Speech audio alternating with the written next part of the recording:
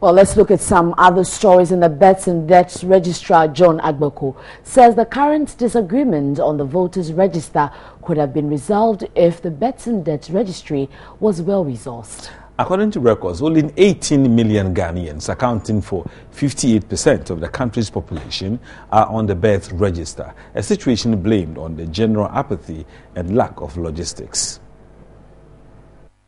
Registration that is done within the first 14 days of occurrence is free.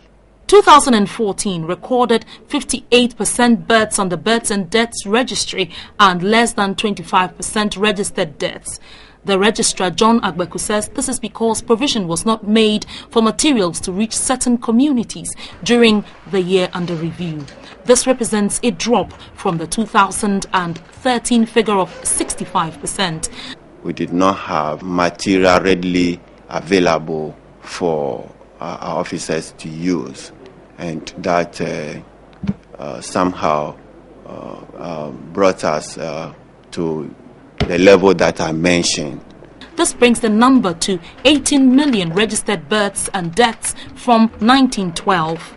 Out of this, births from 2009 are the only digitized ones. The rest are still in paper form. Currently, only 10 computers are at the Accra office to make inputs. All the other regions are also not networked, making officers travel from all over the country only to input data and go back. The risk of accidents or thefts could make the country lose important data. The pace at which we're going is rather slow. You know, currently we are talking with the National Identification Authority.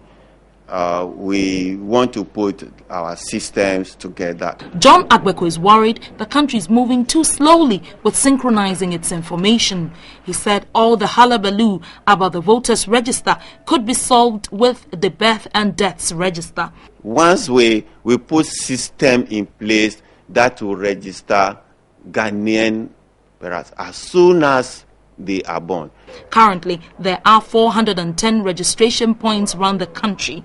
Old records which have not been digitized at the registry require more space and a better infrastructure.